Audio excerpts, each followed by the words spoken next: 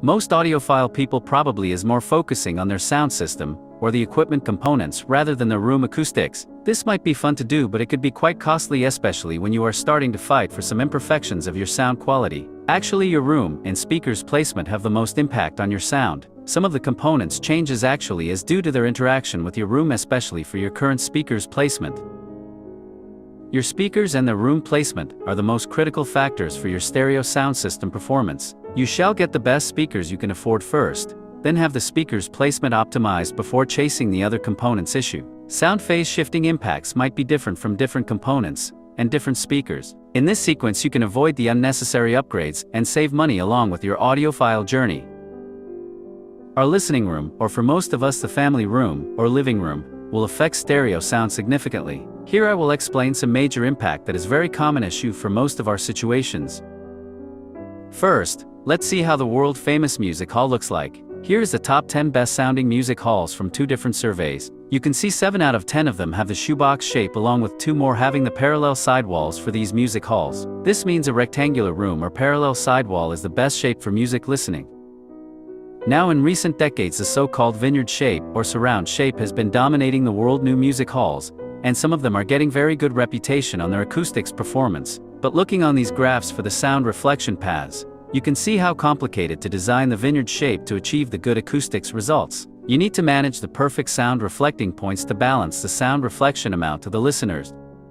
For our audiophile, the simplest way to get the best sound out of our listening room is to find a rectangular room, or at least 2 parallel walls for the room. Luckily it is quite common for the residential environment for this kind of room. Square-shaped room tends to have more standing wave issue, so it could be difficult for better sound. We probably cannot change the dimension of the room easily, but most of the time we have reasonable shape of the room. Your furnitures and everyday living stuff actually can serve for sound diffusion, or as acoustic treatments, so if you arrange them properly they can help for your listening room. But here is what you want to avoid to have better chance to achieve the best sound from your stereo sound system. Avoid too many open wall area for nooks and crannies on your listening room, especially close to your speakers placing locations, as we need the walls to leverage the reflection effect. Without some good reflection the sound will become thin and dry. Good reflection will make music warmer and lively. The floor shall be covered with thick carpet, as reflective floor will mess up your sound quality.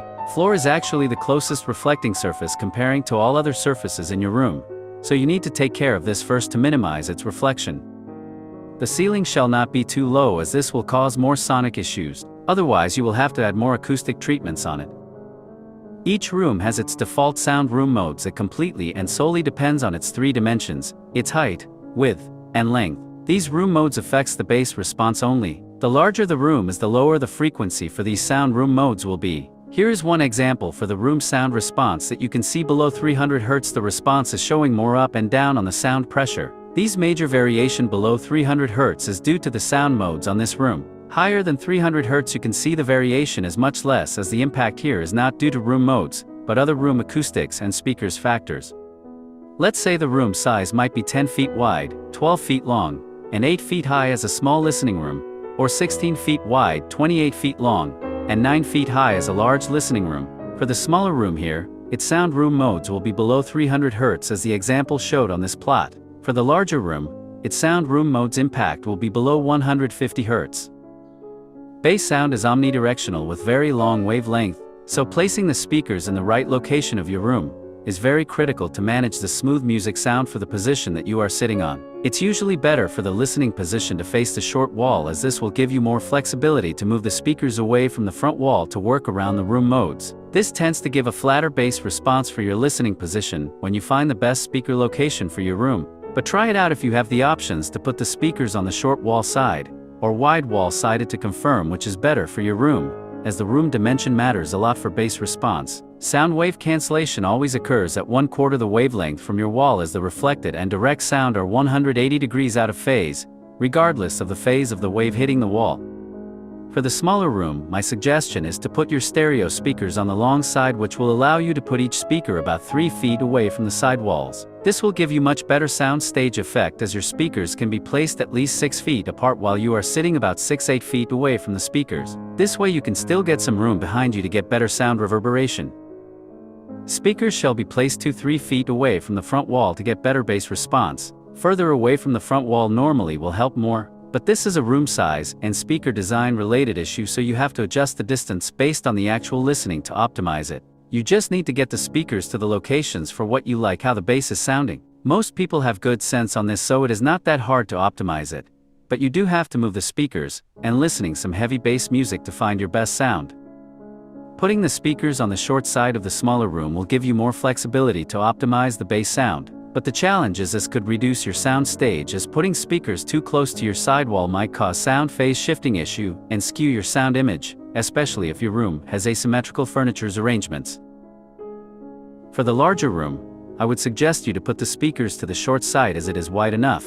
This way you can move the speakers further away from the front wall, which will help to form much better sound depth, sound image, and better layer of your music. Better layer means you can distinguish the music players or instruments better due to the reflection from the front wall has more space to form the proper delay. This is pretty much very similar to the shoebox shape if your room length is long enough. If your rear wall is reflective, it should be at least 10 feet from your ears to manage the reverberation. Otherwise, make sure you have more regular stuff on the back wall surface to diffuse the reflection.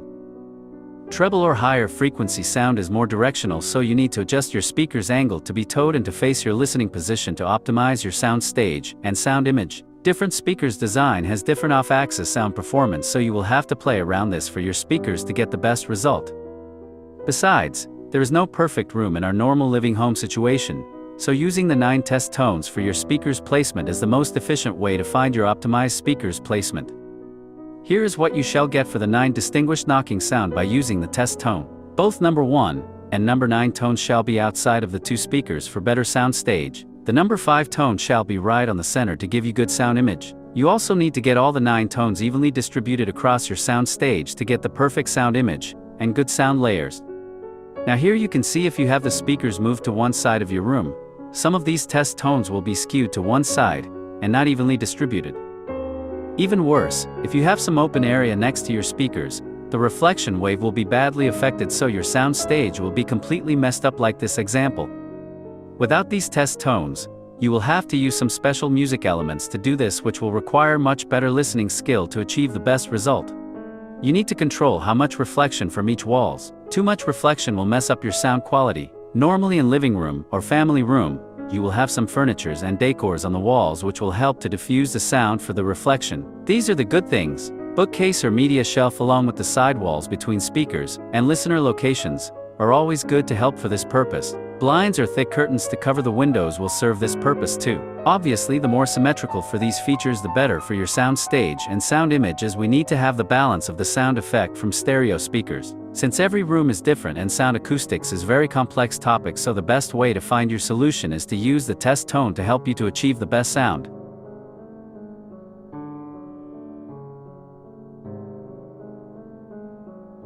Hopefully this is helpful for you. Enjoy listening.